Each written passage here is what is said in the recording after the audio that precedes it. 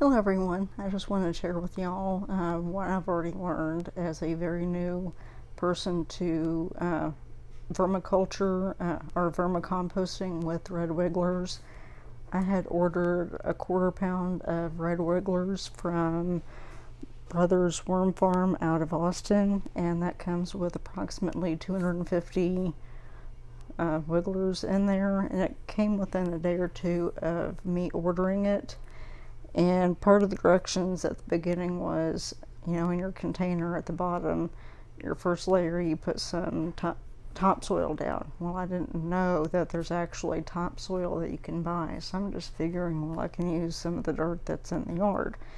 So I put that dirt down, along with, on top of that, some peat moss, put some food in there, along with the red worms, or the red wigglers, and then I'd keep it moist.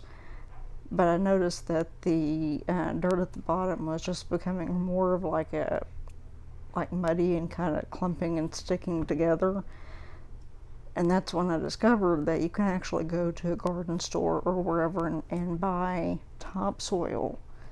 And it's actually different than just the dirt that you'll get out of your yard. So that's what I did. I had a second container that I was able to go ahead and put that topsoil in and start moving the red wigglers over there. Of course, when you use dirt and it starts turning into mud, those red wigglers can wiggle themselves in there, and it was kind of interesting trying to find them all and get them all out of there and get them all moved over. So I had a layer of topsoil and then a layer of peat moss, and got them all in there, and got some more food in there, and so far it's been actually working a lot better than it was initially the first time around.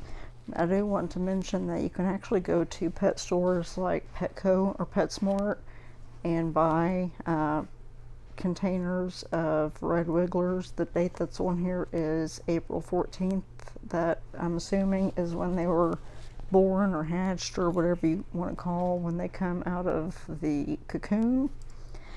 And those containers usually it'll have on there that they come like 45 to 55 in there. So if you're trying to start a worm bin with those, it's really more cost effective to get like a 1/4 pound or 1/2 pound or whatever from someplace like this Brothers Worm Farm. I know a lot of people have purchased theirs from Uncle Jim's, so it's really more cost effective to go that route. Now, one thing that I did also find was this natural compressed coconut fiber bedding. It seems to be similar to the cocoa core that a lot of people have mentioned. At least that's what I've been able to find online. I just got this picked up today, so I haven't had a chance to use it. From the one video that I saw, when you put this in whatever container and then you start adding water to it, it's going to expand and get pretty big.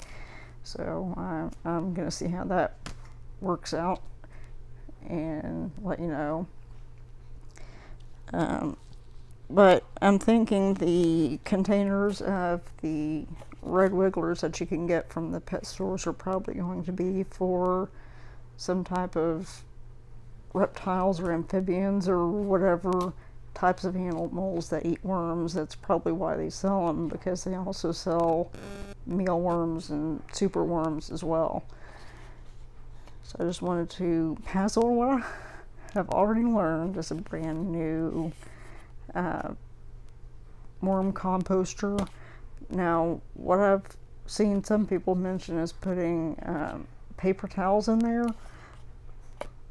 but they seem to get pretty soggy from what I've noticed in my worm bin.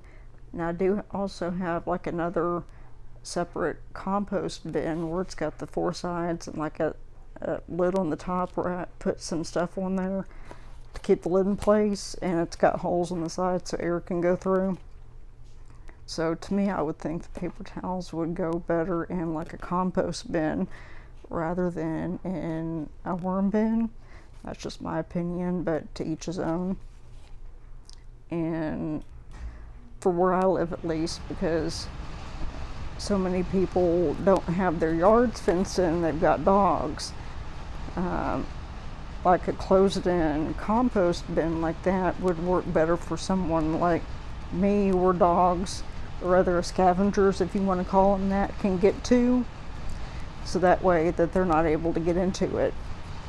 But I wanted to have a couple of different ways of composting my food scraps and yard waste, that kind of stuff as well, rather than just on one. Because the only thing with just a compost bin like what I have, at least for someone like me, it's like once you start getting enough in there and then trying to aerate it and move it around like what you're supposed to, it starts getting a little bit more difficult as you've got more in there. So this way I've got something else to kind of give, alternate things out with. But I will keep y'all posted on how everything goes, and I'm hoping the near future, because at some point I'm going to have to go through, however you go for worm castings, which I don't know how long that takes, so I will have to find out. But I do have some chicken wire already ordered, where it's like the holes in are like a quarter of an inch. So I'm hoping I don't lose too many cocoons or worms while I do that, at some point in the future. But I will keep everyone posted on what I learn along the way. So I will see you later.